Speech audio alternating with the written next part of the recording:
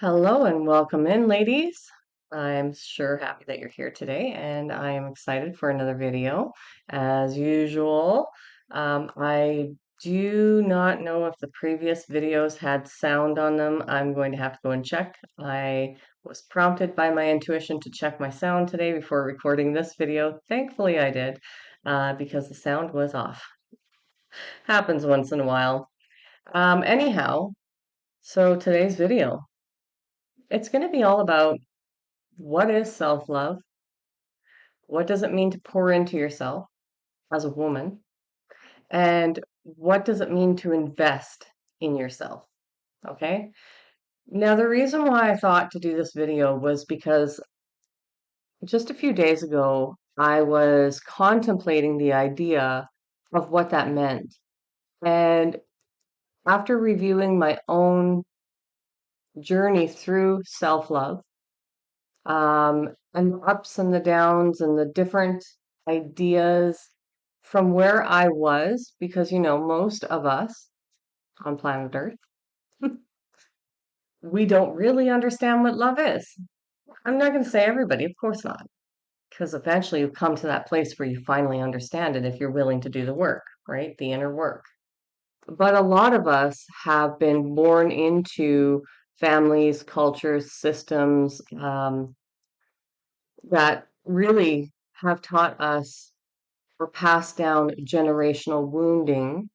And generally, a lot of those conditions were not ripe for love. It was survival. And because of that, that's why I say the majority of people don't actually know what love is. They'll loosely throw around the word love, but without a full understanding of what that truly means, then they're just empty words. So, what does it mean to love yourself? What does self-love mean? And how do you find out whether or not you know what love is? That's probably the bigger question. And we'll answer that first. Now, of course, you can invest into yourself, you can take care of yourself, but here's the question. Are you doing that to fit in with a group or to fit in with a specific self-image so that you're accepted by a specific type of group or person? Have you been conditioned to believe that you're not enough just as you are? Are you taking care of your hair and your makeup because it's a cultural expectation? These are things that you need to consider when you're asking yourself, do you truly know what love is? Because love is not just about our investment into ourselves. Of course, that comes with it later on in the journey of self-love. But love comes from that space where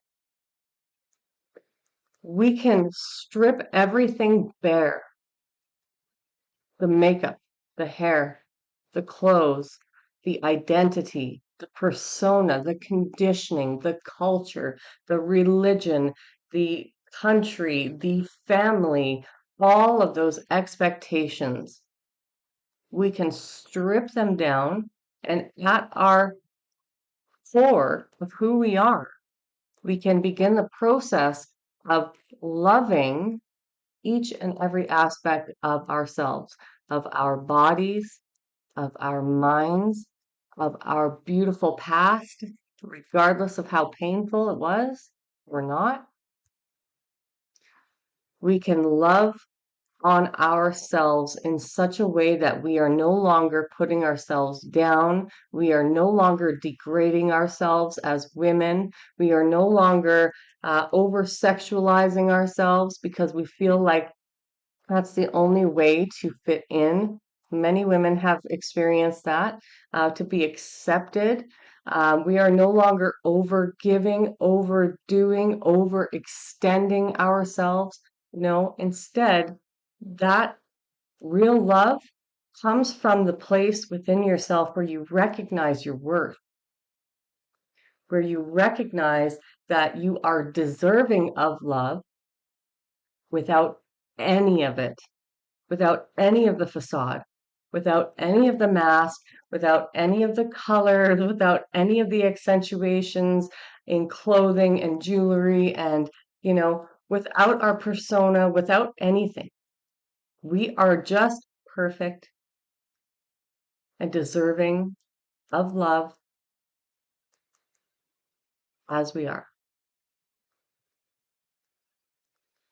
And that any time that our mind wants to drift back to a place that is what I would consider to be self-harming, so negative self-talk, negative, like ruminating thoughts, um, self-depreciation, that often can show up in humor, right? And depending on which country you come from, that culture of that country, like the one I'm in, is often self-depreciating humor, right? So there's a lot of conditioning and beliefs that are instilled in us that push us away from the experience of love. And as women in particular, we have an extra load of pressure to show up as somebody, to perform as somebody, to fill specific roles and gender norms, right? To be the provider and the carer, to be the cleaner, to be the shopper, to be the organizer, to be, whatever. You can put whatever hat on, but you're going to be taking on more than one job, more than one thing in your role as a human being, as a woman. And generally, you're carrying a larger load than men. And men, if you're seeing this, don't come after me because I know it's not always that way. When you have healthy relationships, it is definitely not that way. When you have two people with a secure attachment style, it's definitely not that way. But for most women, their experience has been that of having to do more, to carry more, and to be more just to be accepted. And that is not love. No matter how much you pour into your physical body, you exercise, you eat well, you take care of yourself, you put your makeup on, you dress nicely every day, that doesn't matter if you don't have the core qualities of love built into you daily. It's not just a one and done, I built my foundation and now I'm out of here. No, because you've been conditioned your whole life to believe that you're not enough. Unless you're this to that person and that to that person, and it's not true. You're enough. You've always been enough. No matter how you show up, in every moment, in your rawest moment, you are enough. In the moment that maybe you have the flu and your nose is super red and you're congested and you can barely talk and you're wearing your pajamas for 3 days, you are still enough. Do you hear me?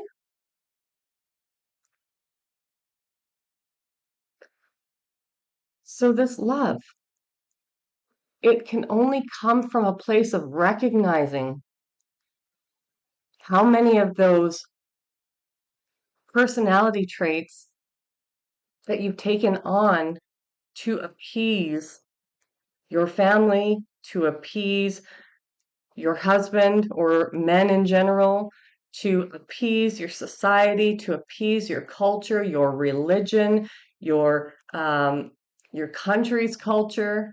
Because of, again, living in a town and living in a city is completely different culture too. If you've lived in both, you know exactly what I'm talking about. So your job to get back to self-love is to really start separating the you who is worthy, no matter what, all times, even when you're super angry, you're still worthy. Even when you want to try something different or evolve or change, you're still worthy. So you need to, all of us actually, all women, I'm not just saying you specifically, because I've gone through it myself. As women, let's put it that way, as women, we need to shed all those layers by separating our true identity from that which everything else in our surroundings and everyone else who does not know what love is trying to impose on us, project onto us. It's not yours to take on. But of course, growing up, that's what we believe. And that's why you see so many women so unhappy with their bodies, so unhappy with their lives, so disconnected from love, people, period. And it's the most painful way to live, isn't it? I know, I've been there. To feel so disconnected, to feel so unwanted and unworthy of love to the point where you feel as insignificant as a grain of dust, a speck of dust on somebody's boot, which would then just blow away in the wind as soon as they step outside. So many of us feel unheard, unseen, unable to speak up for ourselves or assert ourselves or say no, because generally our no's are disrespected and our no's are pressed upon us to be yeses anyways. That's not okay. And a woman who loves herself, who takes this journey, which is all about self-love. It's all about reclaiming who you are. What she finds beneath all of the layers of trauma and oppression and control, she finds a little girl within her who's just hurting and wanting to be held, to be loved, to be told all the things that she did not hear growing up. And so part of learning to relove yourself, learning to reparent yourself, learning who you really are before the makeup, before the hair, before the clothes go back on, is to learn what it is that you never received and start giving that to you. And stop putting yourself down for what you didn't know, for what you allowed because of your conditioning. Please stop hurting yourself that way, because you don't deserve it. I'm here to tell you, you don't deserve it.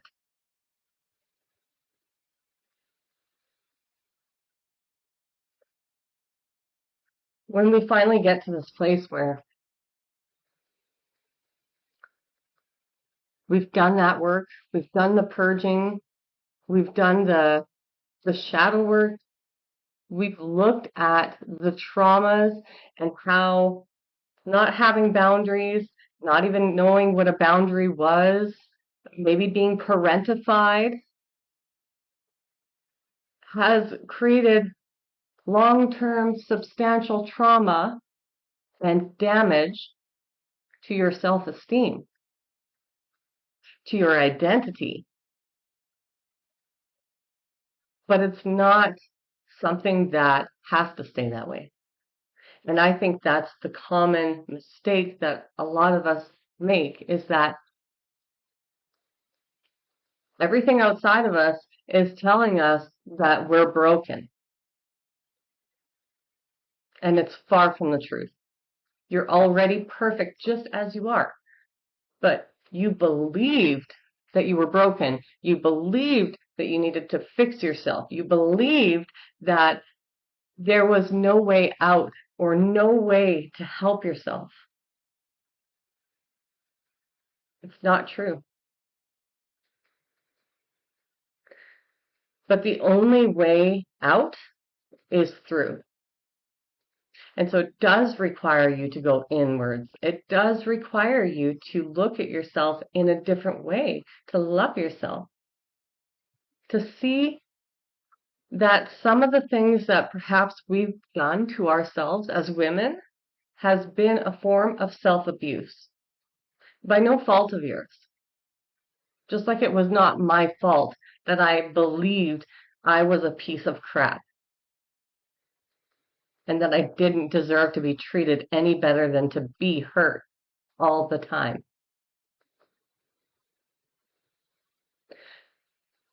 But you do need to acknowledge some of the behaviors and some of the patterns and some of the toxic things that you internalize to mean that you're a bad person. And it's this interruption to these thought patterns and these beliefs and these patterns that will help you to recognize what is self-abusive and what is positive reinforcement instead. And now that can come in the way of changing your beliefs, changing the way you view yourself, changing the way that you see yourself in the world, understanding what love is, reparenting yourself, working with that inner child of yours who truly believed these things, who bought into the conditioning, giving yourself the validation, giving yourself that pat on the back, hugging yourself in the times that you're alone and you're crying and you're hurt and you need comfort, you need soothing. That is self-love. The only way to recognize what actual love looks like is to heal that inner child, to work with ourselves, to soothe ourselves, to hold ourselves. I'm not kidding. Men and women alike have to do this in order to find out what love really is. And to have a healthy relationship with a friend, with a family member, with a partner, a romantic partner, you have to first identify what love truly means for you. And you have to give it to yourself. And at the core of all of it, it takes a lot of soothing and holding and crying and being there for your inner child and validating your inner child's experience and your past versions of self too, not just the child version of yourself, because many of us have gone through life just getting hurt over and over and over again because we carried this energy, these wounds, these traumas in our energetic field, which then attract the same lessons over and over again until we've learned what it is that we needed to learn. And in most of our situations, it's about reparenting ourselves. It's about nurturing ourselves, learning what that means, because we didn't receive that. And I get it. I mean, I'm not coming down on anybody's parents. These wounds, this distance, this lack of love, this has been going on for generations and generations, and it's been passed down through your bloodline, through your lineage, through your culture, through your church, through your soul's experience, time and time again. So I'm not putting the blame on anybody. I'm not saying like your parents, despite whether they were great parents or not, we have to appreciate the fact that they brought us into this world and they taught us these lessons, maybe through wounding. Yes, but It was this immediate effect of their decisions and actions that would create the life that we would experience and the wounds that we would carry, so that it would bring us to the breaking point of coming to our spiritual awakening and evolving past the wounds, right?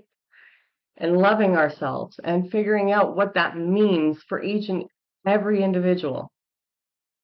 And your requirements, in order to feel safe, in order to feel loved, in order to feel seen and heard and validated, may be different.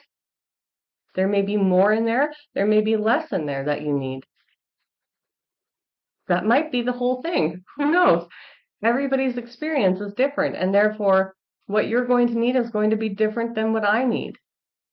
So you have to evaluate what it is that you need, and you need to give that self or that love and attention to yourself. And I'm talking about this at its core because that is the beginning stages. And that period can last for anywhere from a year to as long as you want it to before you decide that enough is enough and you break free from your victim consciousness, right? That can take as long or as short as you want, but in general, I haven't heard too many people go through the dark night of the soul in less than a year. Okay, we'll just be realistic. It's a long process of shedding your ego and re-nurturing yourself, reparenting yourself, and building your self-esteem, building your confidence back, especially if you've just come out of something really, really difficult, say a really difficult relationship where you were hurt, right? For a long period of time. It's going to take a while, and be patient with yourself. You're not expected to be able to just move from one phase to the next, to the next, and the next as quickly as you would, say, want to accomplish just normal tasks on a daily basis, right? As nice as that sounds, that's not what a spiritual awakening is all about. And if you skip a step, the universe has this wonderful way of, just kind of like kicking your feet out so that you fall down and have to do it again. So you might as well just do it properly, right? And then we move on to, when you finally get to that point where you're doing all of that, but you're still maybe in victim consciousness, so you haven't really broken free from that shell of who you used to be, okay? But you're giving yourself all the things, you're building yourself up, but you can still be pulled down pretty easily if you're still in victim consciousness, right? So you're going to see a lot of spikes up and down, not as, and nobody has it like this. Trust me, nobody. That's not normal. If anybody tells you that their life is just even keel all the time, that's a lie. Our lives are not designed to be like that. Otherwise, we'd stay stagnant and in a comfort zone, and we would never grow or evolve or do anything. Just like if everybody was the same. That'd be really freaking boring, and we would learn nothing ever. So when you finally break free from that victim consciousness, that is when all of this takes on a completely different nature, and it becomes its own, I don't want to say animal, but kind of. It becomes it's a whole another, I guess, layer appears for your understanding of what self-love means. And this is the part where investment comes in. Now, if you're on YouTube at all, in the spiritual communities at all, then you've probably heard about people talking about self-love, talking about investing into yourself, talking about empowerment and blah, blah, blah, blah, blah, right? But what does it really mean to invest in yourself? So after you've stripped everything raw, you're bare, um, you no longer have a personality. So you do go through a phase before this shift, which I should have talked about. You do go through a phase where you're identityless and you don't really know who you are. It's like being in a void. And what you find is in that area, at least from my experience, and I didn't always do it, okay, I'll be honest. But the best thing that you can do in that space, in that liminal space in between the shift and like your new self and the purging of your old self, that's a really great time for you to start exploring who you are if you're in a position to do that. Now, not everybody is, right? So what I mean by that is exploring different things, new things. If you're in a position to try new things that you've always wanted to try, do it. Even if it's simple, like food, like, oh, I've always wanted to try this type of cuisine. Try it, right? Make it, explore it. Oh, I've always wanted to learn how to do watercolors. Okay, I'm going to be honest with you. I can't paint. I can make just about anything with my hands. Just by looking at something, I can figure out how to do it on my own because I channel that information. But painting is so, it's just, it doesn't make any sense to me. Uh, I can paint if I am taking a tutorial. Let's put it that way. I could probably draw if I took a tutorial too. I haven't actually tried it, but they're not my forte. And so watercolors was one thing on my list that I have yet to do still. I bought the supplies, but I haven't done it yet. So, my bad. Maybe on a later check-in, I will let you know if I've done that. But you know what I mean? Like, try new skills, try different things, try different types of clothing. Because, especially women, our bodies change. What we want changes. You know, most of us in our 40s, 50s, 60s are not wearing high heels anymore. A lot of, well, I shouldn't say a lot of, but I have met a few. I've met a few who still are, and all the power to you if you can, right? I don't know about you, but after child rearing, my feet just like flattened out from the weight of the babies, and wearing high heels is not comfortable at all. They're not flat, but they are flatter than they used to be. So they don't handle a heel like they used to. And that is super uncomfortable. And why would I want my back and my hips to hurt and have blisters on my feet, all to appease what? A standard that society set for us? Hell no. I'm not doing that, right? And this is what I mean is you can experiment with different things and start getting rid of the crap that you no longer agree with. If you don't feel comfortable in it, but you also don't feel like $1 million, you have the right to throw it away, donate it. I donate everything, but you have the right to get rid of it and get different stuff. If you're not in that position, which I get, then do it at a later time. But experiment with your clothes. Experiment with what you actually really want for yourself. And don't let nobody's opinions matter.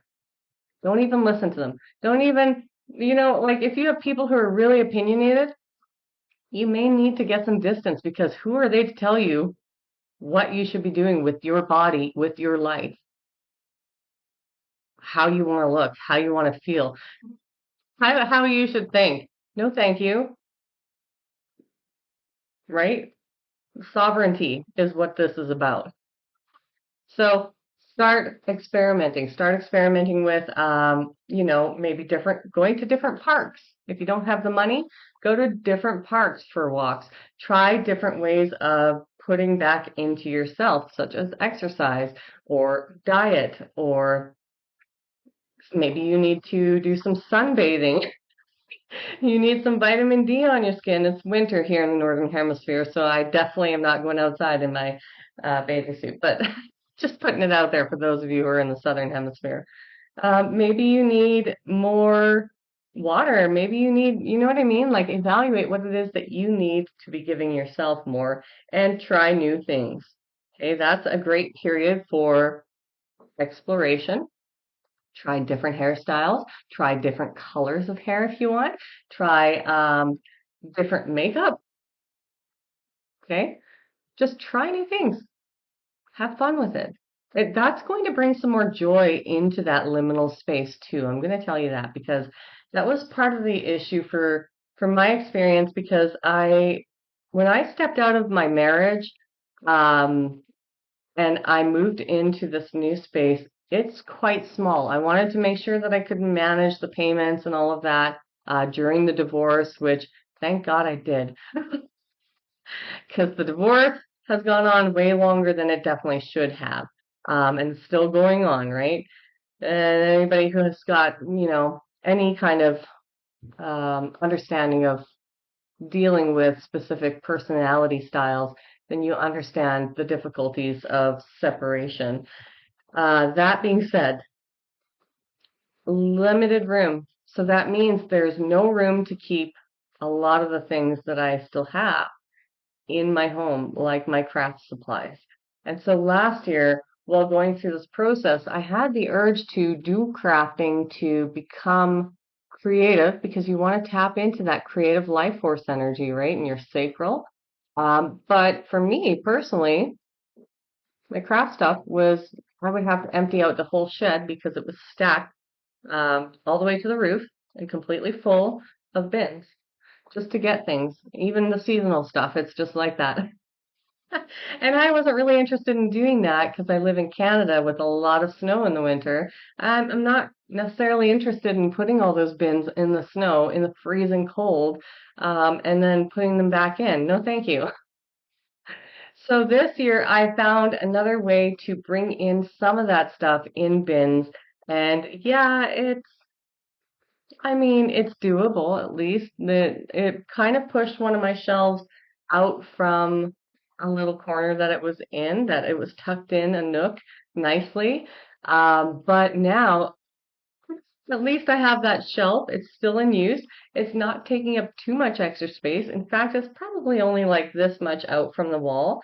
But that allowed me, because there was empty space behind that shelf, that allowed me to stack some of my craft bins. So I just pulled from all of the bins that I had, whatever I thought I might want to work on this winter, and that's what I'm going to do. So space may be a limitation for you. Time may be a limitation for you. Money may be a limitation for you, but you can get creative in exploring yourself in many other ways that don't cost money or that, you can get creative. You can get creative with your space sometimes, maybe using the under your bed space, right?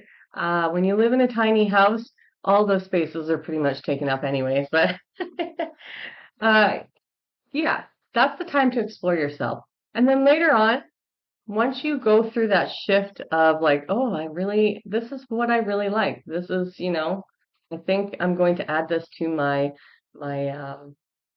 my daily schedule, right? So every time that you are building on, like you're releasing things, you're letting go of past parts of yourself that no longer serve you, but you find something that you really love. So maybe it is a style of clothing. Maybe it is a way of doing your hair. Maybe it is a specific craft. Maybe it is a specific way of being creative. Maybe you like singing now. Maybe you like writing poetry. You know, you add that into your daily routine, especially when it comes to things that are going to be loving, healing, um, releasing, balancing, anything that is going to give back to you in some way, shape, or form. That's what you want to add onto your schedule. All right. And without the excuses, because that was the biggest thing I had to get over. When you've been, how do I put this? I went through a marriage where wearing makeup and doing my hair and taking care of my body and showering and all of that started to become a chore because of harassment and pressure and intimidation and control to stop doing those things, right? So for me personally, it has taken quite a long time to get back to that part of me that was like, actually, I do want to wear makeup again. Because I spent 14 years missing out on some of the greatest years that I could have had great skin to do it. And, like that was my thought, right? And not, wrinkles and things like that. But I had to, those were beliefs. That was conditioning, right? Societal conditioning. I had to work on those things for myself, you see?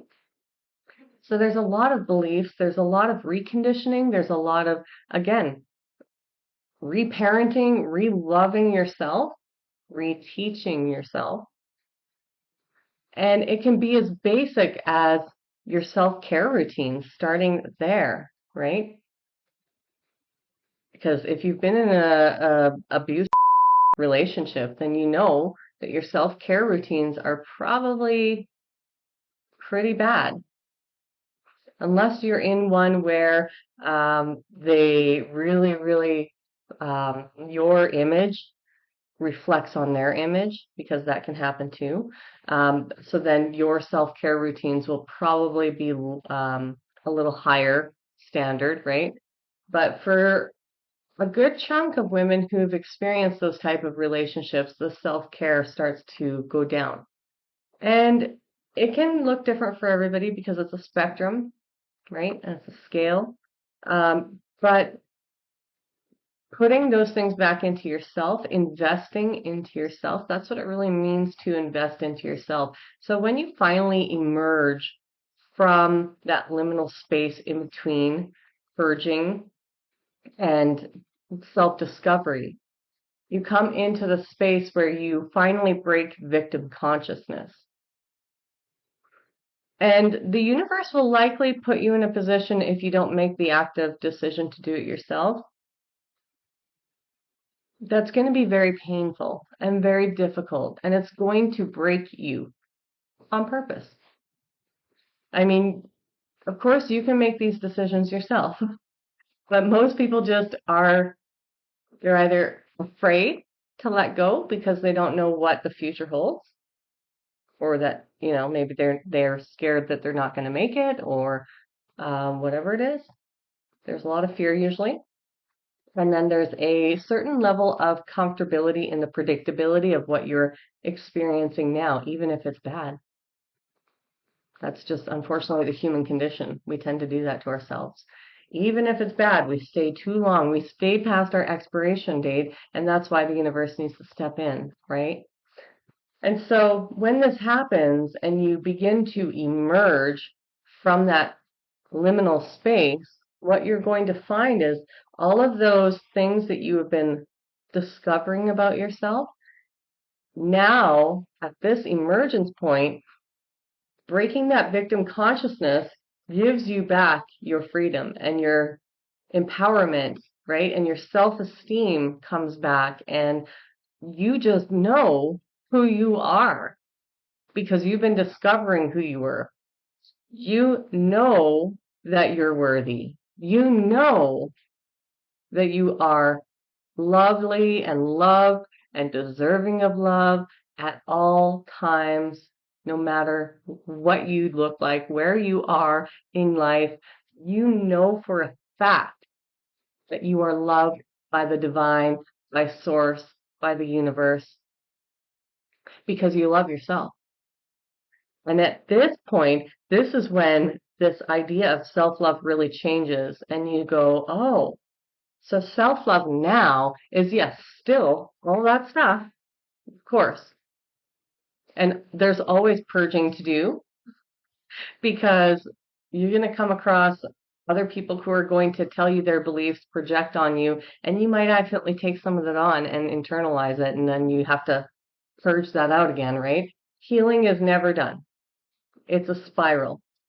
So we embrace that healing spiral, knowing that it comes in ebbs and flows, knowing that it happens in cycles, and that we're always going to have these ups and downs. But, instead of having such drastic ups and downs, once we do a lot of this shadow work and this healing and loving and coming back to ourselves, those dips and those highs are much smaller, right? And that's what we want.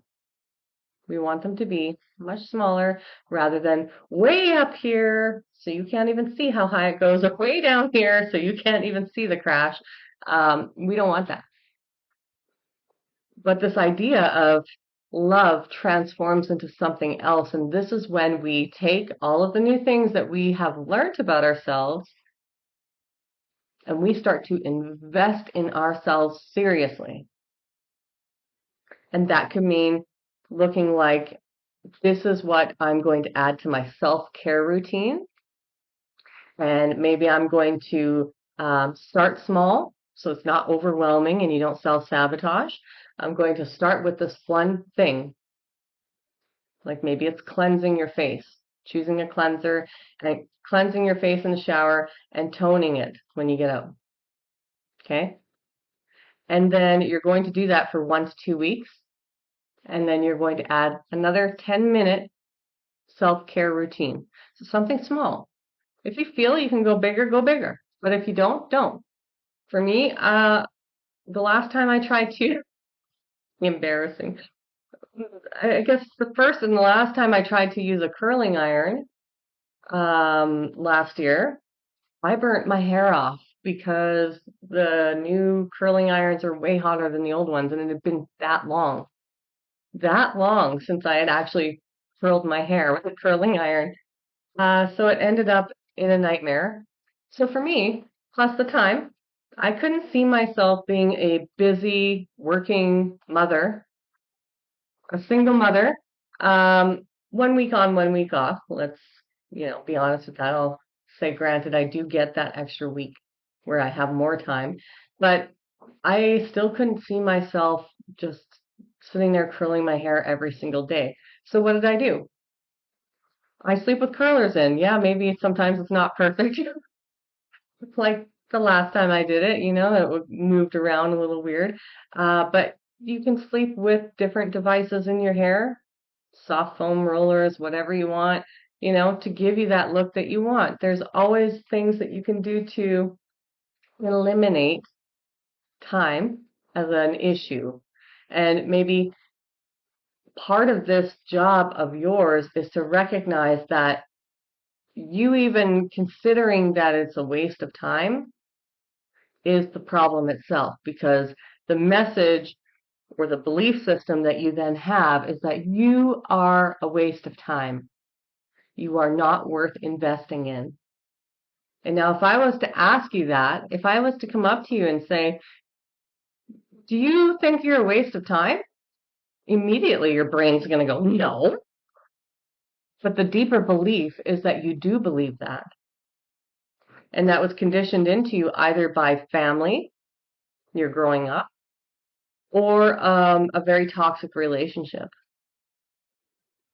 or your experiences all the way from family all the way up until now, right?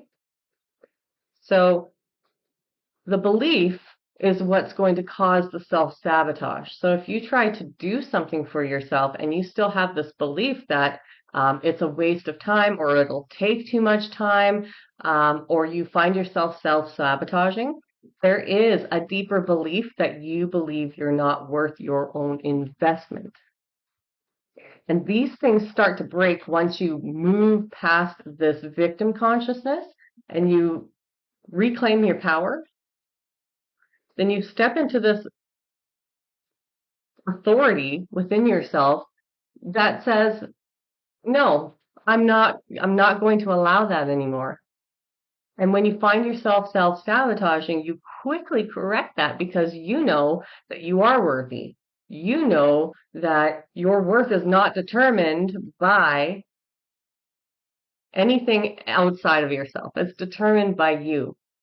And so you invest into yourself by taking care of yourself, whether you want to wear makeup or not. That's totally up to you. I didn't think I would. Honestly, last year, I didn't think I would. Now, I'm like, why not? I missed all that time. I want to experiment. I want to have fun. I want to change my eyeshadow. And I don't care if somebody thinks that I look too old to wear makeup. That is their outdated negative beliefs, right? If I want to wear makeup, I'm going to wear makeup. If I don't want to wear makeup, I'm not gonna. But I'm not going to allow somebody else to tell me who I should be or what is acceptable for me ever again. And neither should you. But it's a progression. It doesn't just happen overnight. So once you're in this emergent stage, you go, yeah, shoot, I value myself so freaking much that I'm going to show myself, I'm going to back it up by actually investing in myself. What are the ways I can do that? And it starts with one thing at a time until you have something that you're like, I'm so proud of myself. I'm no longer self-sabotaging on any of these things. These are just a part of my identity now. And the more you invest into yourself, the more you are establishing that self-worth, that belief, that new belief system that you are worthy, that you are deserving of love, that you are amazing, that you are beautiful, right? That you are seen, that you are heard, your confidence levels rise, your self-esteem goes through the roof because you're investing in you. And that way, when you invest in you, what you come to realize is that you never have to seek it outside of yourself ever again. Ever. When you get to this point, you look at everyone on the outside world as just human beings as they are, but you have no need to seek validation from them. You have no need to fit in. You have no need to shrink yourself to fit in. You have no need to dress a certain way, act a certain way, speak a certain way, behave in a certain way to fit in or conform to anybody else's standards of beauty, of behavior, of culture, of religion, of anything. That is true sovereignty. That is true self-love. That is true love. When you get to that point, that is love. And it's that when you emit this frequency in your energetic field and in your aura that allows you to attract people of the same caliber. Now, does that mean that you should still not use your discernment?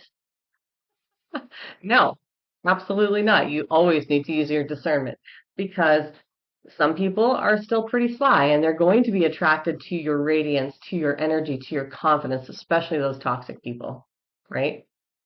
So you still need to be vigilant. You still need to look for the red flags. You still need to be feeling, sensing, and using that superpower that you've gotten, discernment, out of these toxic relationships to identify who's safe and who's not. But another thing with this whole thing of self-love is that once you get to this point, you know what you're willing to tolerate and what you're not. You have healthy boundaries. You have high standards for a reason. It's because you're never going to allow somebody like that into your life ever again who's going to hurt you or make you feel smaller than you actually are. Right? You're never going to shrink yourself. So you know who you are, you know what you're about, you know what you're going to accept into your life.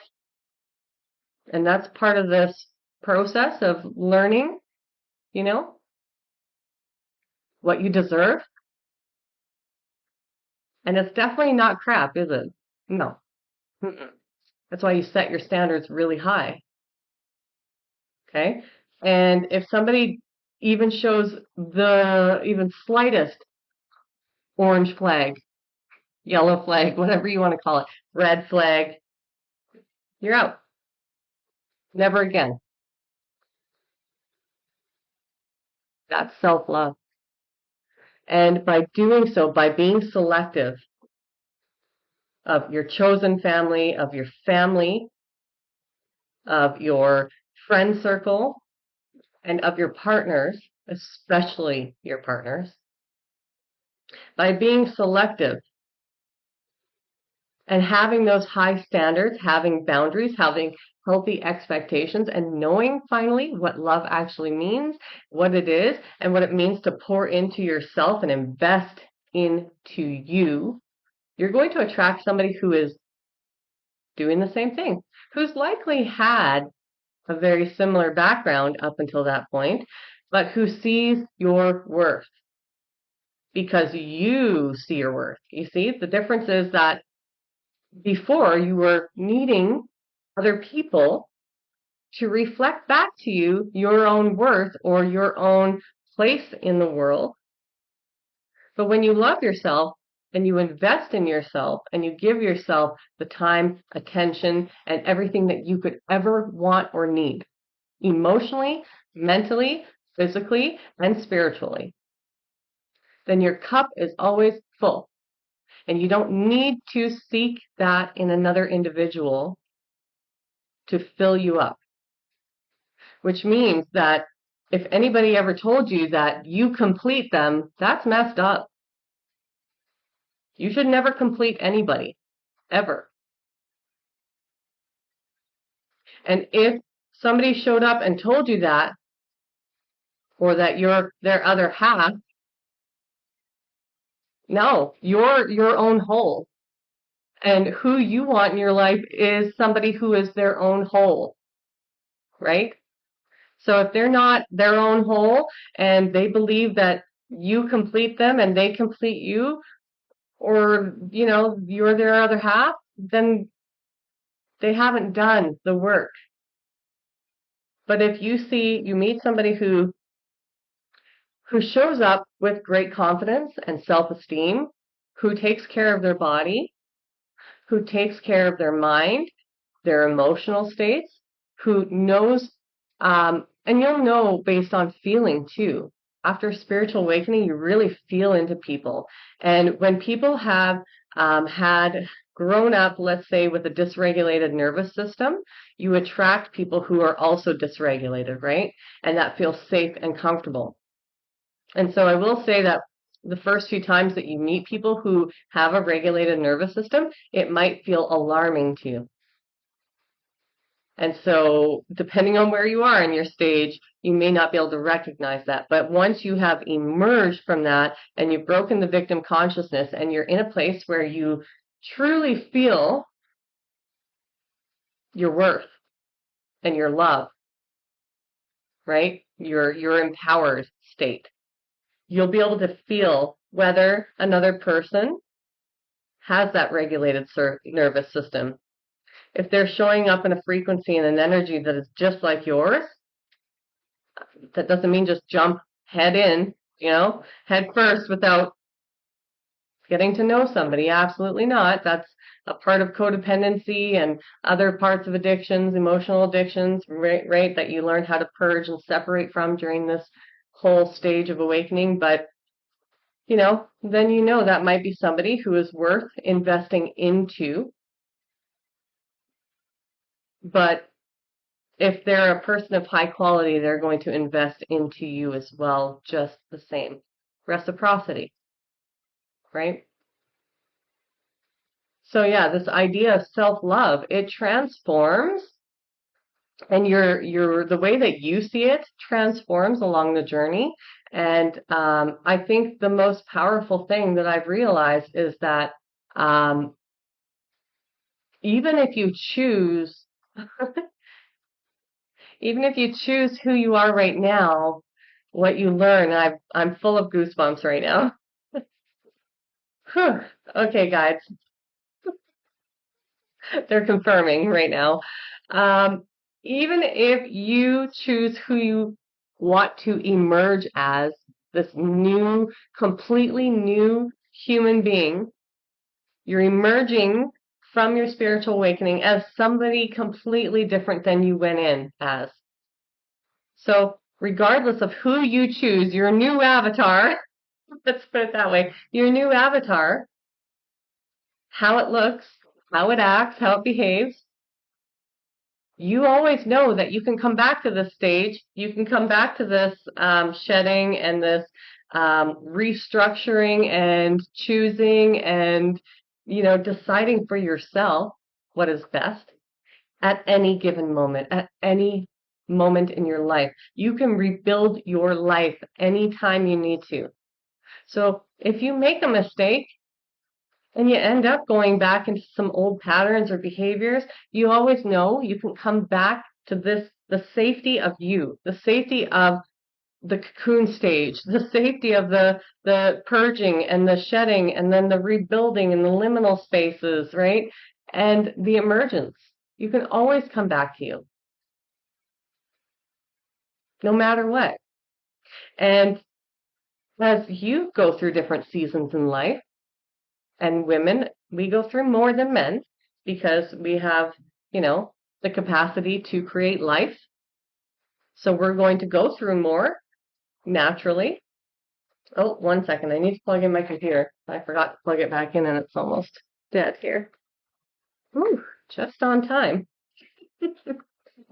As you go through different seasons in your own life, then, you may want to change your identity again just because of that, right? And you are allowed. And once you go through this journey, you realize how empowering it is each time to shed that past version of yourself and to move into the different stages of womanhood. It's so powerful. I hope that this video has helped you to recognize just how powerful you are as an individual, as a human being on this planet, as a soul, and as a woman.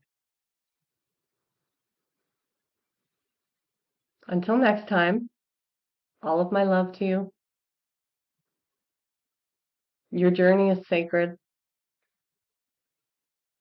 I hope that you recognize it too. I love you. If you're new here, feel free to subscribe to our beautiful community. For those of you returning, thank you so much for returning. Please give it a thumbs up. That does help my algorithm. And leave a comment if you like. Otherwise, we'll see you in the next video. Bye for now.